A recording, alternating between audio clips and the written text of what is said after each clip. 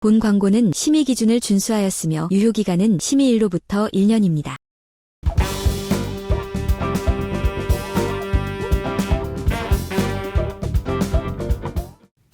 안녕하세요. 보험 관련 궁금증을 똑소리 나게 해결하는 똑소리 보험의 한쌤입니다. 저는 제이쌤입니다. 오늘의 주제는요, 많은 분들이 궁금해 하시는 실손 관련 영상입니다. 시작 전에 구독, 좋아요, 알림 설정 부탁드릴게요. 구독자 여러분, 요즘 5세대 실손 전환 관련 전화나 문자 많이 받으셨죠? 저도 받았거든요. 보험료 싸진다길래 그냥 갈아타야지 하신 분들은 후회로 남을 수 있습니다. 왜냐면 여러분이 해지하려는 그 옛날 보험 속에 지금은 가입조차 불가능한 보물 특약이 숨겨져 있기 때문입니다. 오늘 영상을 끝까지 시청하신다면 다시 돌아오지 않을 보험 특약을 해지하고 후회할 일은 없을 거라고 확신합니다. 자, 오늘의 영상 순서입니다.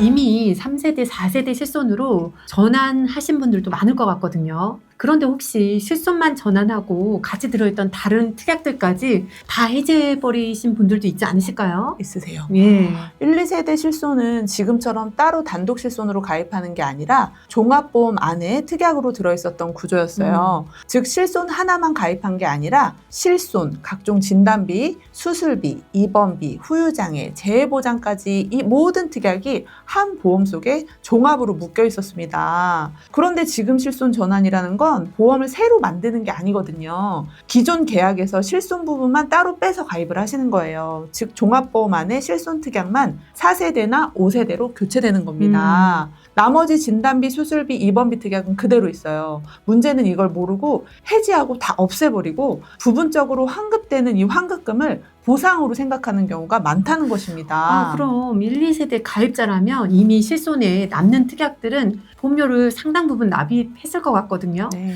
그렇다면 보장만 80세나 100세까지 받으면 되는데 실손 전환을 하면서 몽땅 해지해버렸다면 좀 손해보실 수도 있을 것 같아요.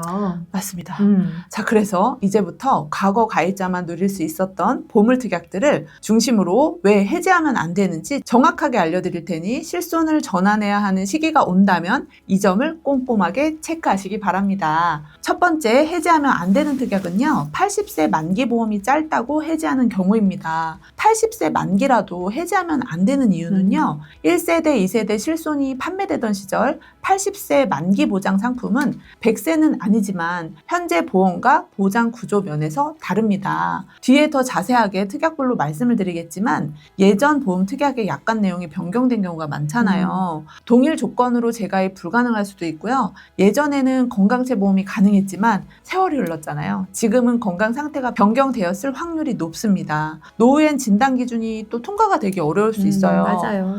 무엇보다 80세 만기 상품이라면 납입 기간이 얼마 남지 않았을 텐데 80세 만기가 짧다고 해서 새로운 보험을 가입하려면 20년, 30년 납입 기간이 다시 시작된다라는 사실도 간과해서는 안 됩니다. 그리고 80세 만기가 결코 짧다고 볼 수는 없을 것 같아요. 제이쌤, 네. 두 번째 해지하면 안 되는 특약은 뭐가 있을까요? 2018년 4월 이전 가입한 후유장애 보험입니다. 네.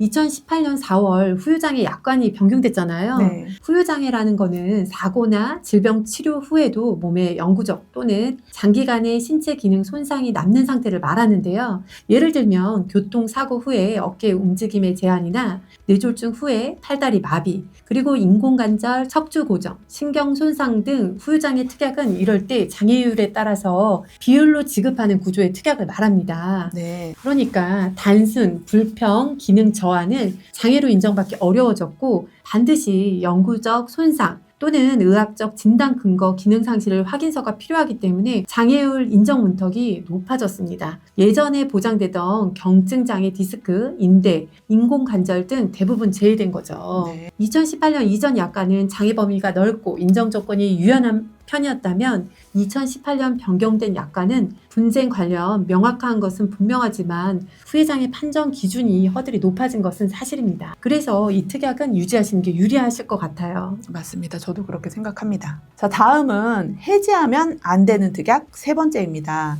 2011년 4월 이전 가입한 암진단비입니다. 일부 약관에서 암진단비 개정이 있었기 때문인데요. 암진단비 약관의 전이암 C77에서 C80 등은 원발 부위 기준으로 분류한다는 문구를 넣기 시작했습니다. 이로써 전이암을 어디에서 발견했는지 보다 처음 생긴 부위, 즉 원발암이 무엇이냐로 지급 기준을 명확하게 했습니다. 예를 들어 갑상선암 C73이 림프절로 전이되어 C77 림프절의 2차성 악성 신생물로 진단돼도 림프절의 일반암으로 보지 않고 원발인 갑상선암 기준 유사암 10에서 20%로 보상하는 구조로 돼버린 겁니다.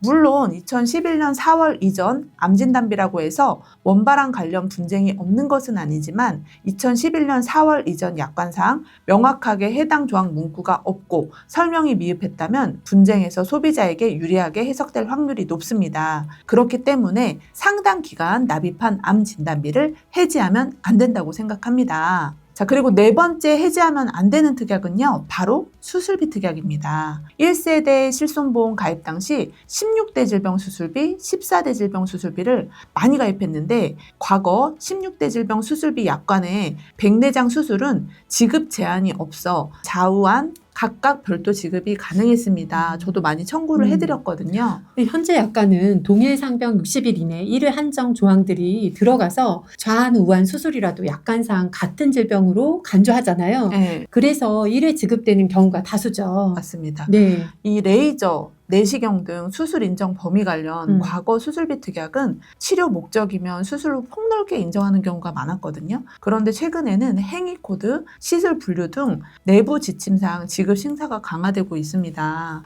그렇기 때문에 1세대, 2세대 실손 종합에 들어가 있는 16대 질병 수술비, 14대 질병 수술비는 유지하시는 게 좋습니다. 그럴 것 같아요. 그리고 마지막으로 해지하면 안 되는 보물특약 5번째는 뭘까요? 바로 입원비입니다.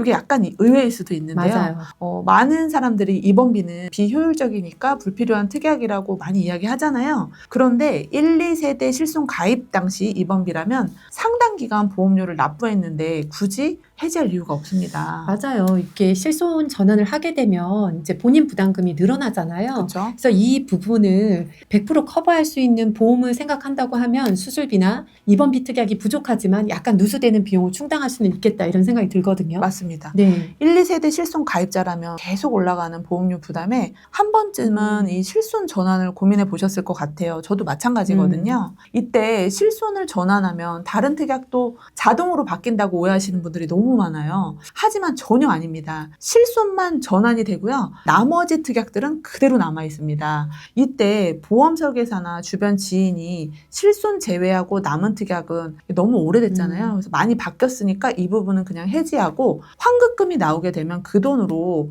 요새 출시되는 보험들을 가입하라고 권유를 한다면 대부분의 분들은 잘 모르시니까 해지하는 경우가 많거든요. 그런데 여러분 그렇게 하지 마시고요. 한 번쯤은 오랫동안 납입한 보험이니까 잠깐이라도 제가 안내드리는 거 몇 가지 사항만 좀 체크해 보시기 바라겠습니다. 첫 번째로요. 내보험 증권에서 실손 특약만 교체된 건지 반드시 확인하세요. 그리고 진단비, 수술비, 입원비, 후유장애 특약이 붙어 있다면 그건 실손과 별개 특약입니다. 보험사 고객센터에 실손 전환 후 남는 특약은 어떤 건지 꼭 한번 물어보시기 바라겠고요. 마지막으로 약관 연도를 확인하세요. 약관상 불리하게 바뀐 내용이 있는지 확인을 하셔야 될 것 같습니다. 그러니까 보험은 항상 신상품이 좋은 건 아니잖아요. 특히 실손은 보험료가 저렴해지는 대신에 보장이 줄어드는 구조잖아요. 전환 자체는 괜찮지만 나머지 특약까지 없애버리는 건 깊게 고민해 볼 문제인 것 같아요. 그렇죠. 실손만 전환하고 진단비, 수술비, 입원비, 후유장애 특약은 일단 살려두시고 신중하게 고민하세요. 그 특약들이야말로 보험사들이 지금은 절대 판매하지 않는 숨은 보물일 수 있습니다. 보험 관련 궁금증이 있으면 저희한테 문의를 주시면 저희가 자세하게 안내해 드리도록 하겠습니다. 제이쌤, 네. 저희가 오늘 실손 전환 관련 말씀을 드렸는데요. 마지막으로 하실 말씀이 있으실까요? 이번 영상이 굉장히 도움이 되셨다면 구독, 좋아요, 알림 설정 부탁드리고요. 주변 분들에게 공유도 부탁드릴게요. 자, 오늘 영상은 이것으로 마치도록 하겠습니다. 감사합니다. 안녕. 본 광고는 심의 기준을 준수하였으며 유효기간은 심의일로부터 1년입니다.